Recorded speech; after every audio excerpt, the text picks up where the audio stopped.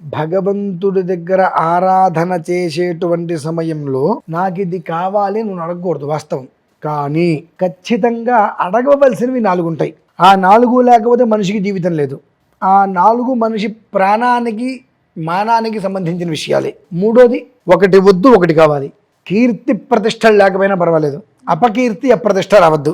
అపకీర్తి అప్రతిష్ట రావద్దు. ధనపిశాచి మన మీదకి బాగా చికాకు చేసినప్పుడు, అంటే మనకి ఏదో ఇంత అత్యాశ చూపించినప్పుడు, మనం దానికోసం ఏదో ప్రయత్నం చేసినప్పుడు అప్పు తీసుకొచ్చి సమయానికి అప్పు తీర్చలేకపోవటం వలన అపకీర్తి అప్రతిష్ట. నలుగురిలో అవమానాలు పట్టడం, తలకాయ ఉంచుకోవాల్సిన పరిస్థితులు, ఇవన్నీ ఇది తప్పు. నానా రకాలుగా అది మనిషిని ఏం చేస్తుంది, హింసకు గురి చేస్తుంది. అయినా ఇవాళ ఇన్ని తిట్లు ఇక్కడ తింటారు, అరగంట మళ్ళీ యువతలు ఇంకొక ఎవరో ఏదో తీసుకొని వస్తారు, దానికోసం మళ్ళీ అప్పు కోసం ప్రయత్నం చేస్తారు. ఎందువల్ల వీడికి 10 లక్షలు ఇచ్చేయాలి నేను అర్జెంటుగా, కాబట్టి ఇంకొక 5 లక్షలు కొంచెం అప్పు చేద్దాం, మొత్తం ఒకేసారి వస్తే వీడికి క్లియర్ చేసేద్దాం, అలా అప్పు అవుతుంటుందండి. దీనివల్ల అపకీర్తి అప్రతిష్ట. భగవంతుని ఏం కోరుకోవాలి, మూడోది కోరిక, నాయన కీర్తి ప్రతిష్టలు లేకపోయినా ఉంటా, కానీ అపకీర్తి అప్రతిష్ట మాత్రం నా జోలికి రావద్దు తండ్రి అని కోరుకోవాలి. 4వది, శత్రువుల నుంచి మనకు రక్షణ కావాలి, శత్రు బాధ ఉండకూడదు.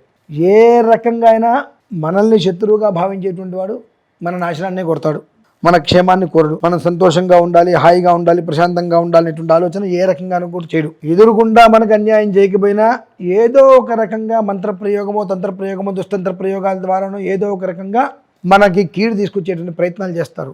ఇందువలన వారికి ఒకప్పుడు మనం మంచి చేసి ఉన్నాం, ఉపకారం చేసి ఉన్నాం, ఆ ఉపకారం చేసిన తప్పు వలన మనకు అపకారం అనేక రకాలుగా చేస్తూ ఉంటాడు. ఆ అపకారం చేస్తేనే కదా వాడు బయట నిలబడేది, మనం దెబ్బతినేది. కాబట్టి ఈ శత్రువుల ద్వారా ఎలాంటి ఒక్క ఇబ్బందులు నాకు లేకుండా చూడుతండి అని భగవంతుని మనం కోరుకోవాలి. కోరిక ఉంటే సరిపోయిందా, కోరిక ఉంటే సరిపోయిందా, మరి దాన్ని ఆచరణలోకి తీసుకొచ్చుకోవాలి.